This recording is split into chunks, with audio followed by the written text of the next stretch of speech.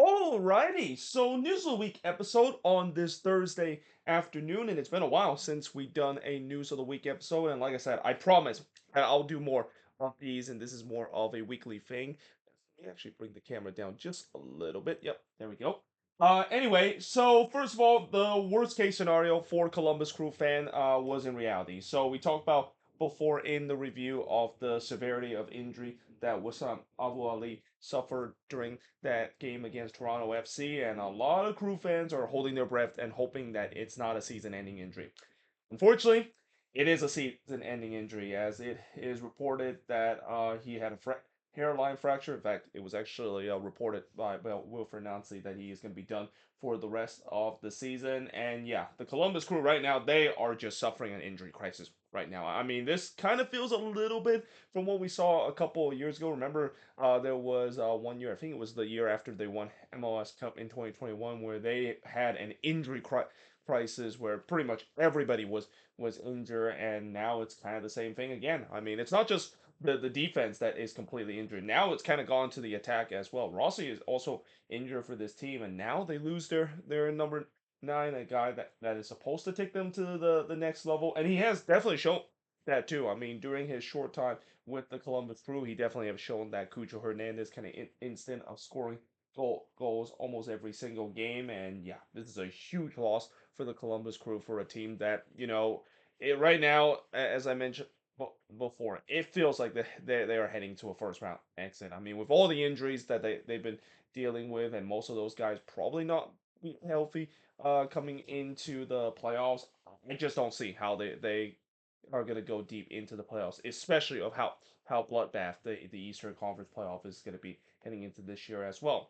Now, there is a report suggesting that Sergio Busquets could retire at the end of the season, and this is followed after Luis Suarez announced that he retired at the end of the season a couple of months ago, and looks like we have another Barcelona player that is looking to try to do the same thing. And before you know it, looks like Jordi Alba might be the next one to do, and then the GOAT himself. Though the GOAT himself, I don't think he's gonna retire anytime soon. I mean, Messi have said that he may be thinking about returning, especially with a new stadium being open next year as well. But it doesn't seem like Busquets is going to join him. And Busquets has had his injury issue down the stretch. As you get older, and especially with the way that Miami is playing so many games in such a short amount of period, you see these aging players like there's no surprise that injuries are starting to happen, because when you play so many games and you're playing a team that is a little bit older, and you're pretty much overworking your superstar, as we've seen at times Inter Miami has had. There's no surprise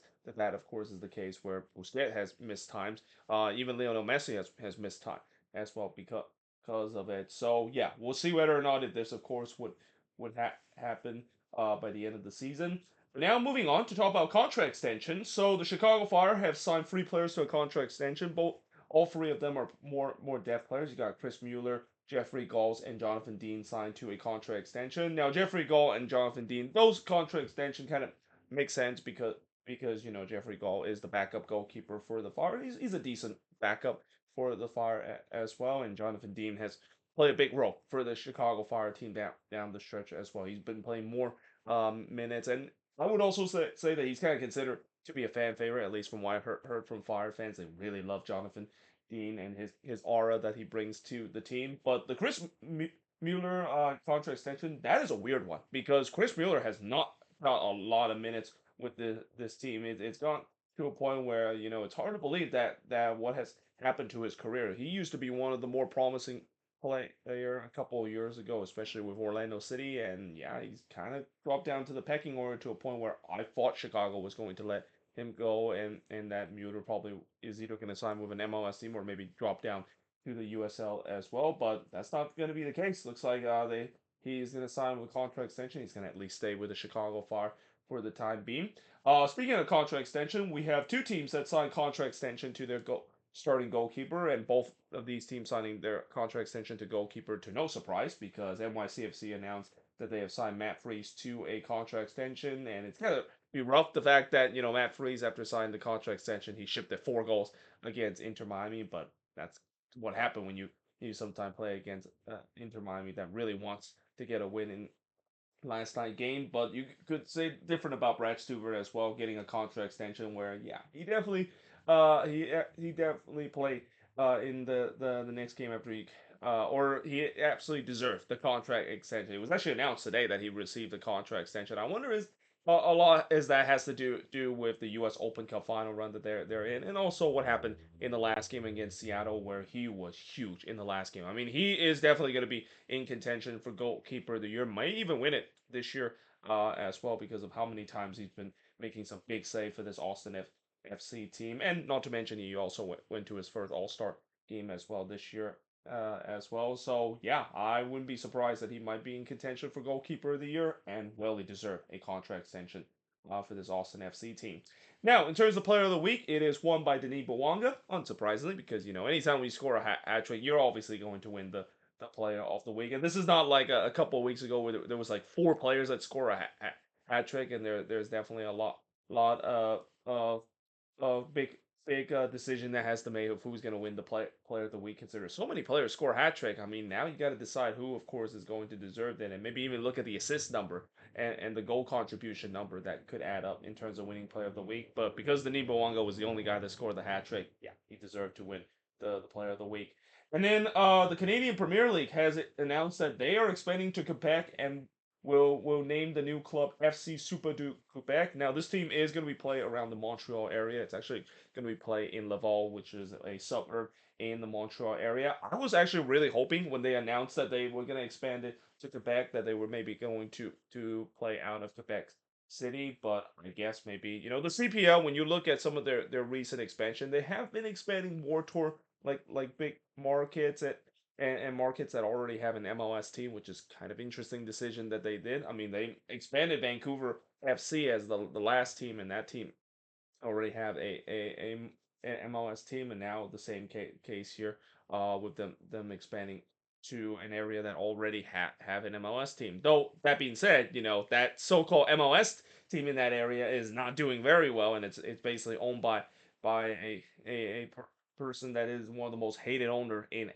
MLS right now. So won't be surprised if there's maybe some CF Montreal fans might be deflect coming in to be a fan of this team because hey, this is a new team, a new shining point, and a new opportunity of maybe seeing this team do relatively well. And you can't really say that you're bandwagoning a team when they of course are an expansion team. And the fact that you can, it's okay to support two different teams that is not in the same league as in this case. With FC Super Quebec, I wouldn't be surprised. There's going to be a lot of CF Montreal fans that might jump ship because with how dire their situation is, with the team team that not doing very well. What if this team will have ambitious owner and actually compete in the CPL? The CPL, I think, is kind of like what we're seeing with MLS back in the early 2000s and the late 1990s. I think this league is going to continue to grow and it's going to be one of the better leagues that we will see in the future, and that I also wouldn't be surprised that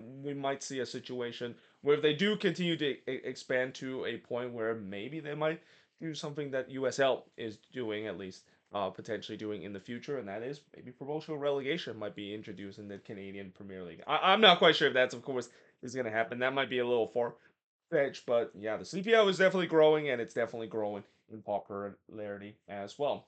And then finally, speaking of the USL, so there is an intention that they are going to be expanding to Riverside. Now, I know I have hear people groan about the fact that, oh, great, another California team. How many California team are we going to put in the USL and MLS? Well, remember, California is a huge state. It's the third biggest state in the country, the second biggest in the continental United States. And let's also not forget that California is still the most popular state in the country, despite the fact that I know there's a lot of Californians have been leaving to other states. It is still the most popular in terms of population, and when you look at the state itself, there's a lot of city center. I mean, you could argue California could have its own league as well because of how many people that is. They could definitely add a couple of team in the San Francisco Bay Area. They can add a couple of team in the Los Angeles metro area, the San Diego area as well. And let's also not forget about the Central Valley as well. The Central Valley is an area where